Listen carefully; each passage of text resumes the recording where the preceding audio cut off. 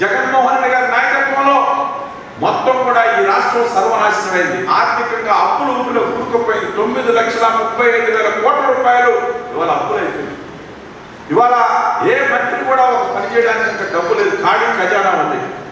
RTC కూడా పూర్తిగా సర్వనాశనమైంది. కారణం ఏంటంటే ఆర్టీసీని జాతీయ మన యొక్క గవర్నమెంట్లో కలిపారు తప్ప ఉద్యోగస్తుల సమస్యలను పరిష్కారం చేయలేదు. కేవలం ఆర్టీసీని వాడుకోవడానికి కోసంగా లక్షల కోట్ల రూపాయల ఆస్తుల్ని కొల్లగొట్టాలనేటువంటి ఉద్దేశంతో ఆ పని చేశారు తప్ప కార్మికుల యొక్క ప్రయోజనాల కోసం కాదు.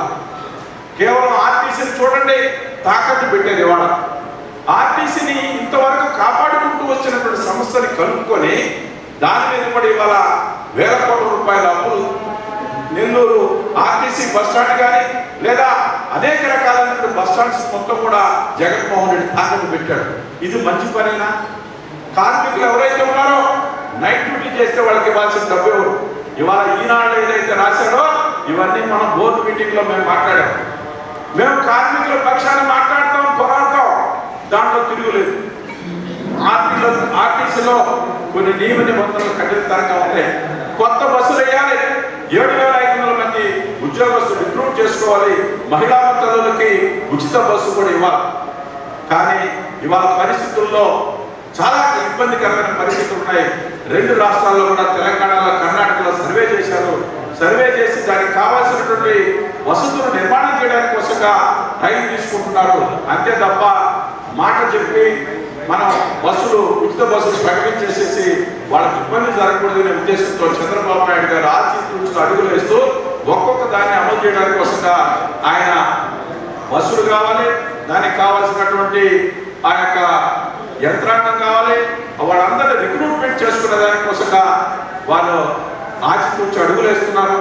ఎన్నో బస్సులు కావాలి. బీజేపీలో అనేక బాధ్యతలను పనిచేశాం. నాటి దత్తాత్రేయ గారు, విద్యాసాగర్ రావు గారు, అదే రకంగా వెంకయ్య నాయుడు గారు, పెద్దలు బంగాళేశ్వర గారు అందరితో నేను కలిసి పనిచేసినటువంటి అనుభవం నాకు ఉంది. ఇవాళ కేంద్ర మంత్రులు బండి సంజయ్ గారు, కిషన్ రెడ్డి గారు అధ్యక్షుడిగా నేను ప్రధాన కార్యదర్శిగా పనిచేశాను.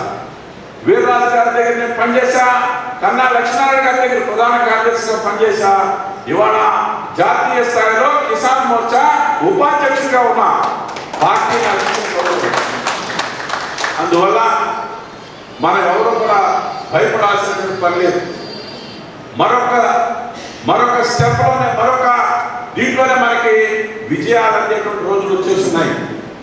ఒక రసాయన శాస్త్రంలో కెమిస్ట్రీలో ప్రయోగం చేస్తూ ఉంటాం. మనం ప్రయోగం చేస్తున్న సందర్భంలో డ్రాప్ పడుతూ ఉంటుంది. 59 డ్రాప్ పడినప్పుడు కూడా ఆ రంగు మారదు. లాస్ట్ 60 డ్రాప్ పడితే మారిపోతుంది. అలాంటి స్థితి ఈరోజు ఉంది. మీరెవరూ భయపడద్దు. ఇంతకాలం కష్టపడ్డాం, చివర అంకంలో ఉండేది. భారతీయ జనతా పార్టీ కూడా ఆంధ్రప్రదేశ్లో ఖచ్చితంగా అధికారంలోకి వచ్చి తీరుతుందని సందర్భంగా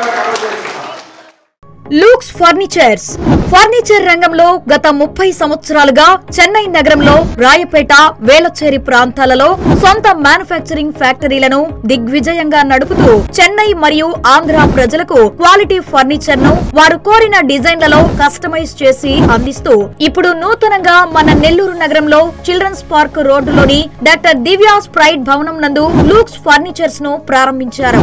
మా వద్ద luxury sofa, recliners sofa, home theatre sofa మరియు బాలాషా టేకుతో చేయబడిన మంచాలు, డైనింగ్ టేబుల్స్, సోఫాలు మీరు కోరిన విధంగా మోడర్న్ అండ్ ట్రెడిషనల్ ఫర్నిచర్ ను కస్టమైజ్ చేసి ఇవ్వబడును మరియు హోమ్ ఇంటీరియర్స్ కూడా చేయబడును. సంప్రదించండి Looks Furnitures, doctor Divya's pride opposite Jagadish Nagar, third street, children's park road, Nellore.